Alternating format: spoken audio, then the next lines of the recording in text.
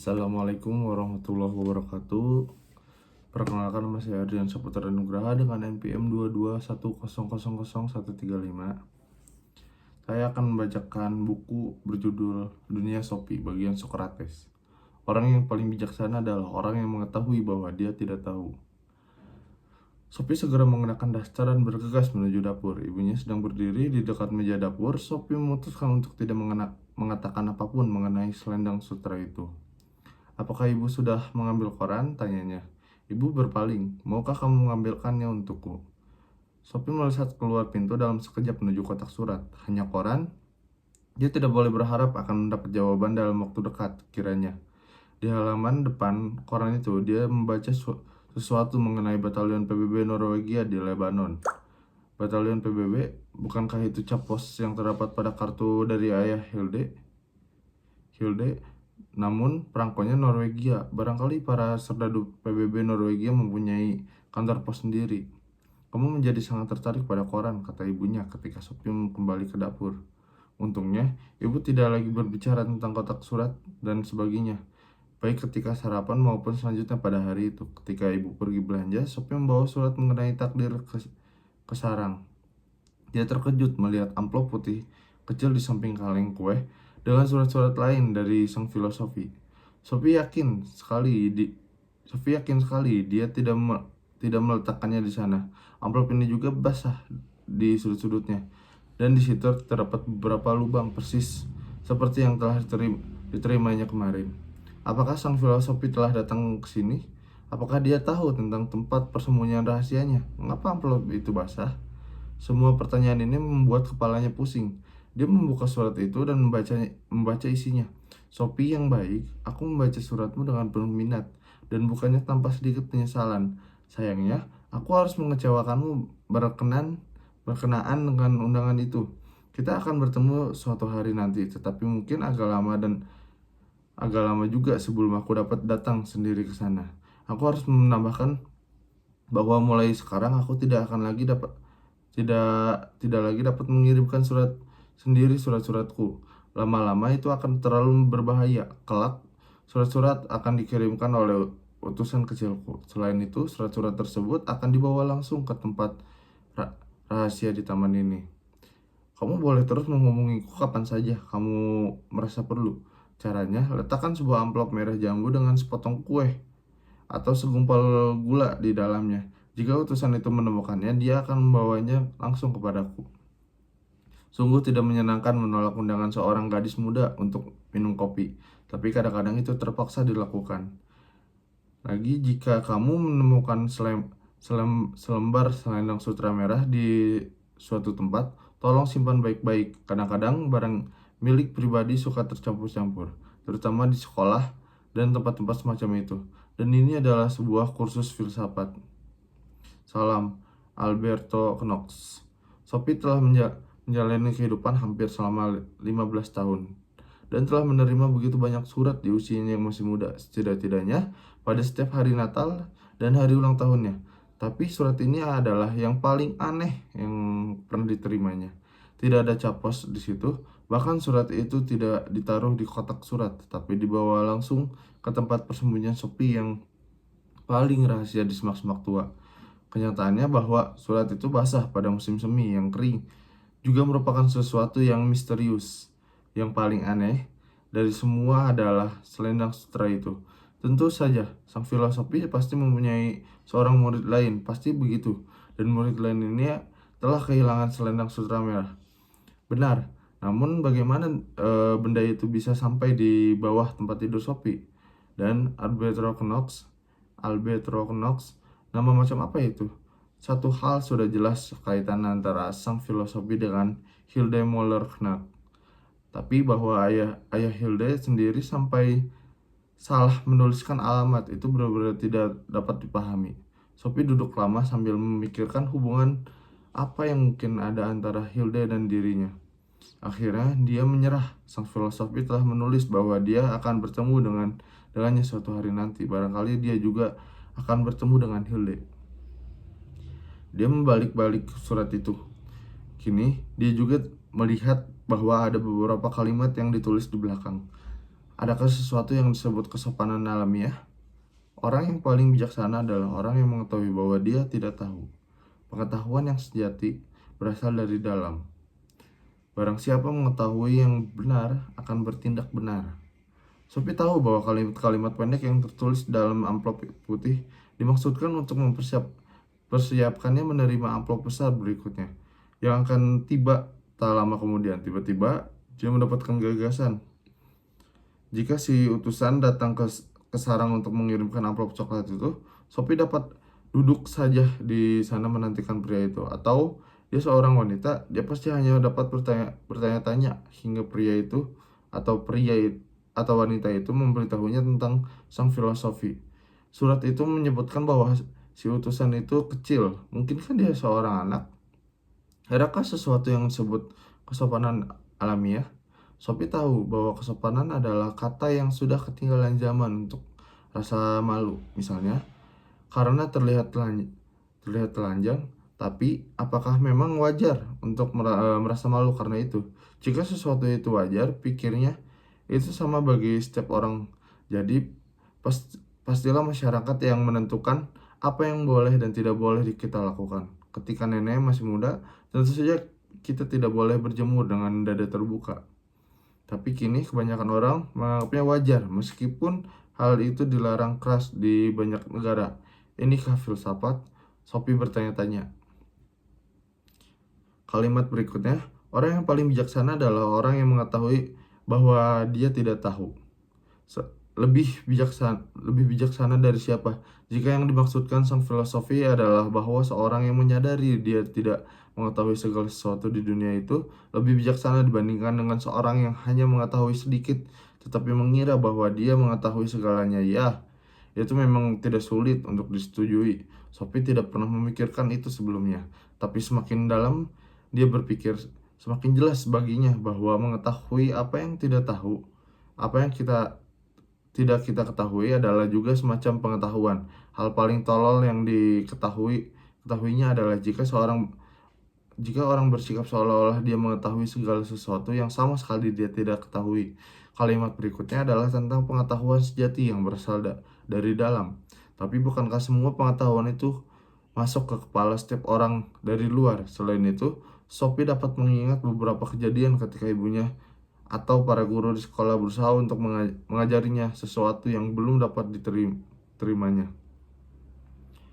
Dan dia baru benar-benar mengetahui sesuatu ketika dia telah menambah suatu pengetahuan kepada dirinya sendiri. Bahkan kadang-kadang dia tiba-tiba memahami sesuatu yang sama sekali tidak dapat dia pahami sebelumnya. Itulah barangkali yang dimaksudkan orang dengan pencerahan. Sejauh ini tidak ada masalah. Sophie mengira dia dapat mencerna dengan baik ketiga pertanyaan pertama. Tapi pertanyaan berikutnya begitu aneh sehingga tak mau dia tersenyum. Barang siapa yang mengetahui yang benar akan bertindak benar. Apakah itu berarti bahwa jika seorang perampok bank merampok sebuah bank, itu karena dia tidak mengetahui hal yang lebih baik? Sophie tidak berpendapat begitu. Sebaliknya, dia berpendapat bahwa baik anak-anak maupun orang dewasa melakukan hal tolol yang mungkin mereka sesali sesudahnya, justru mereka merasa tidak melakukan hal-hal yang bertentangan dengan penilaian mereka sendiri yang lebih baik. Ketika tengah duduk sambil berpikir, Sophie mendengar sesuatu menggerisik di tengah belukar kering di sisi lain pagar tanaman yang paling dekat dengan hutan. Mungkinkah itu utusan?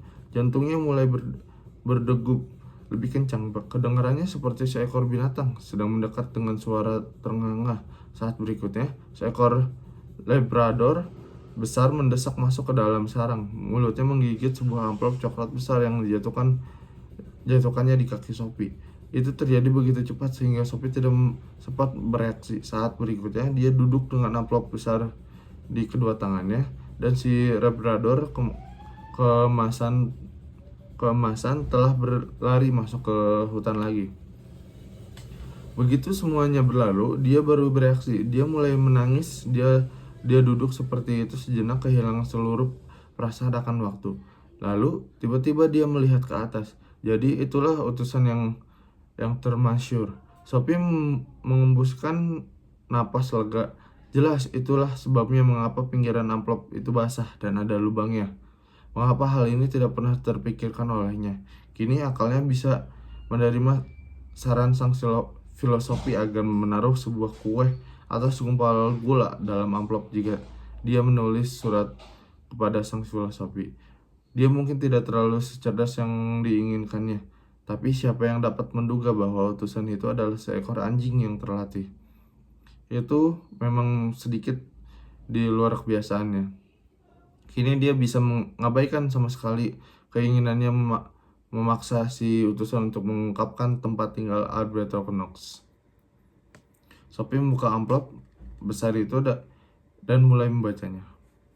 Bab selanjutnya, filsafat Athena. Sophie yang baik, ketika kamu membaca ini, mungkin telah bertemu Hermes. Tapi kalau belum, aku tambahkan di sini bahwa dia adalah seekor anjing. Tapi jangan khawatir, kelakuannya sangat baik dan lagi pula jauh lebih cerdas dibandingkan dengan banyak orang. Dia sama sekali tidak pernah berusaha untuk menimbulkan kesan bahwa dia lebih pandai daripada orang yang sebenarnya. Perlu juga kamu ketahui bahwa namanya bukan tanpa makna. Dalam mitologi Yunani, Hermes adalah utusan para dewa. Dia juga dewa para pelaut.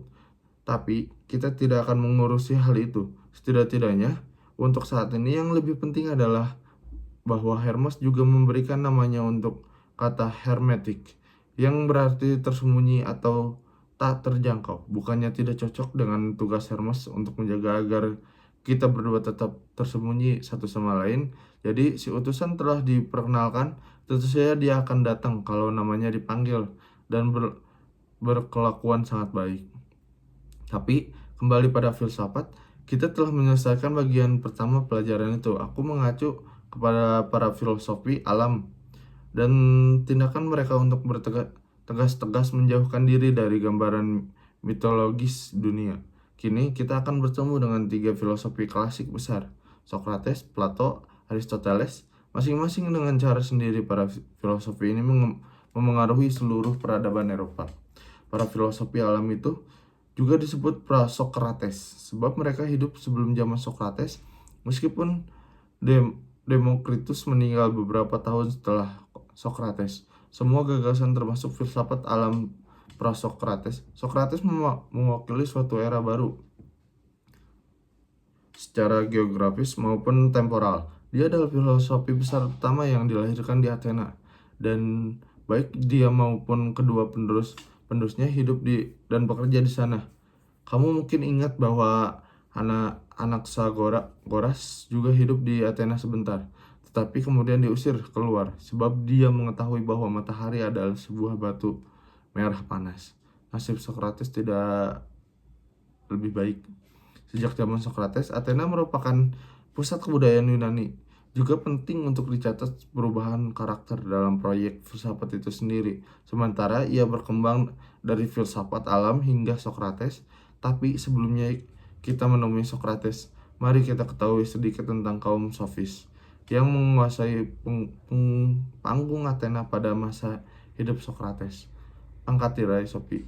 Sejarah gagasan-gagasan itu seperti sebuah drama yang dengan banyak babak.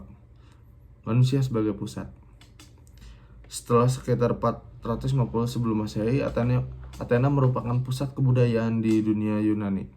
Sejak masa ini, filsafat mengambil arah baru. Para filosofi alam hanya memusatkan perhatian pada hakikat dunia fisik semata. Karena itulah mereka menempati posisi sentral dalam sejarah sains. Di Athena, minat kini dipusatkan pada individu dan kedudukannya dalam masyarakat. Secara lambat laun, demokrasi berkembang dengan majelis-majelis rakyat dan pengadilan hukum. Agar demokrasi dapat dijalankan, orang-orang harus cukup berpendidikan agar dapat ambil bagian dalam proses demokrasi. Kita telah melihat di zaman kita sendiri bagaimana demokrasi yang masih muda membutuhkan keterbukaan pikiran masyarakat bagi para penduduk Athena. Yang paling penting adalah menguasai seni berpidato, yang berarti mengatakan berbagai hal dengan cara yang meyakinkan. Sekelompok guru dan filosofis keliling dari koloni-koloni Yunani berkumpul di Athena. Mereka menamakan diri kaum sofis. Kata sofis berarti seorang yang bijaksana dan berpengetahuan. Di Athena, kaum sofis mencari nafkah dengan mengajar para warga negara dengan imbalan uang. Kaum sofis mempunyai satu ciri yang sama dengan para filosofis alam. Mereka bersikap kritis terhadap mitologi tradisional. Namun pada saat yang sama, kaum sofis menolak apa yang mereka anggap sebagai spekulasi filsafat yang tak berguna. Mereka berpendapat bahwa meskipun ada jawaban untuk pertanyaan filosofis, manusia tidak dapat mengetahui kebenaran mengenai teka-teki alam dan jagat raya. Dalam filsafat, pandangan seperti ini dinamakan skeptisisme. Namun, bahkan jika kita tidak dapat mengetahui jawaban seluruh teka-teki alam, kita tahu bahwa orang-orang harus belajar untuk hidup bermasyarakat. Kaum sofis memilih untuk menyibukkan diri mereka dengan masalah manusia dan kedudukannya dalam masyarakat. Manusia adalah ukuran dari segala sesuatu, kata seorang sofis Protagoras, kira-kira 485 sampai 410 sebelum Masehi. Dengan itu, yang dimaksudkannya adalah bahwa masalah apakah sesuatu itu benar atau salah, baik atau buruk, harus selalu dipertimbangkan dalam kaitannya dengan kebutuhan-kebutuhan seseorang. Ketika ditanya apakah dia percaya kepada para dewa Yunani, dia menjawab pertanyaan itu terlalu kompleks, sedangkan hidup ini terlalu singkat. Seorang yang tidak mampu mengatakan dengan tegas apakah dewa-dewa atau Tuhan itu ada dinamakan seorang agnostik. Kaum sofis biasanya orang-orang yang telah banyak berpergian dan melihat berbagai bentuk pemerintahan, baik aturan maupun hukum setempat di negara-negara kota bisa sangat beragam. Ini mendorong kaum sofis untuk bertanya apakah yang alamiah dan apa yang diharuskan karena desakan dari masyarakat. Dengan melakukan ini, mereka merintis jalan bagi timbulnya kritik sosial di negara kota Athena. Misalnya, mereka dapat mengetahui bahwa penggunaan ungkapan seperti kesopanan alamiah tidak selalu dapat dipertahankan, sebab jika memang kesopanan itu alamiah, mestinya itu adalah sesuatu yang terlahir bersama kita, suatu bawaan lahir. Tapi apakah itu memang bawaan lahir, Sophie? Ataukah itu karena desakan masyarakat? Bagi seseorang yang telah menjelajah dunia, jawabannya mesti sederhana, adalah tidak alamiah atau bukan bawaan lahir. Jika kita merasa malu bertelanjang di tempat umum, sopan atau tidak, jelas merupakan masalah aturan sosial. Seperti yang dapat kamu bayangkan, kaum musafir sofis itu menciptakan pergulatan sengit di Athena dengan mengemukakan bahwa tidak ada norma mutlak untuk menentukan apa yang benar dan apa yang salah. Sokrates sebaliknya berusaha untuk membuktikan bahwa beberapa norma itu sesungguhnya mutlak dan secara universal benar. Bab selanjutnya, siapakah Sokrates? Sokrates 470 sampai 399 sebelum Masehi barangkali adalah tokoh paling penuh teka-teki dalam sejarah filsafat. Dia tidak pernah menulis sebaris kalimat pun, namun dia merupakan salah seorang filosofis yang mempunyai pengaruh paling besar terhadap pemikiran Eropa. Dan itu sama sekali bukan karena cara kematiannya yang dramatis.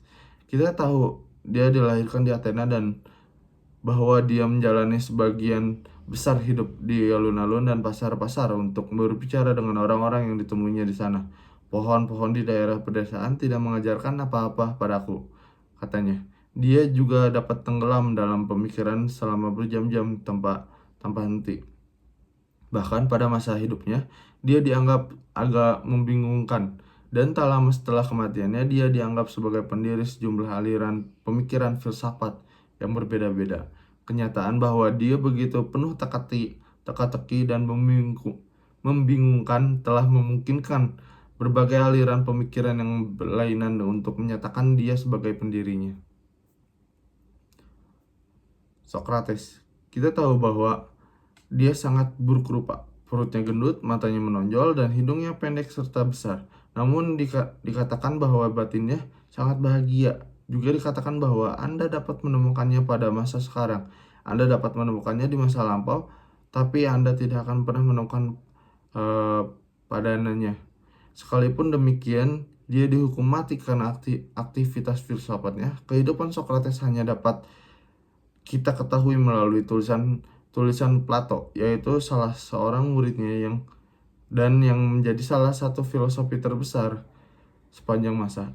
Plato menulis sejarah dialog atau diskusi-diskusi yang dramatis mengenai filsafat, tempat dia menggunakan Sokrates sebagai tokoh utama dan juru bicaranya. Karena Plato menyuarakan filsafatnya sendiri melalui mulut Sokrates, kita tidak dapat yakin apakah kata-kata dalam dialog-dialog itu benar-benar pernah diucapkan olehnya. Maka tidak mudah untuk membedakan antara ajaran-ajaran Sokrates dan filsafat Plato. Masalah yang sama menimpa banyak tokoh sejarah lainnya yang tidak meninggalkan penjelasan tertulis. Contoh klasik tentu saja adalah Yesus. Kita tidak dapat merasa yakin bahwa Yesus dalam sejarah itu benar-benar mengucapkan kata-kata yang dinyatakan oleh Matias dan Lukas berasal darinya. Begitu pula apa yang sesungguhnya diucapkan oleh Sokrates dalam sejarah akan selalu diliputi misteri. Namun, siapa Sokrates sesungguhnya? Relatif tidak penting penggambaran Plato mengenai Sokrates itu yang telah mengilhami para pemikir di dunia barat selama hampir 2500 tahun. Mungkin sekian yang bisa saya bacakan dalam video ini. Selanjutnya saya akan membaca sendiri mengenai buku ini. Terima kasih. Assalamualaikum warahmatullahi wabarakatuh.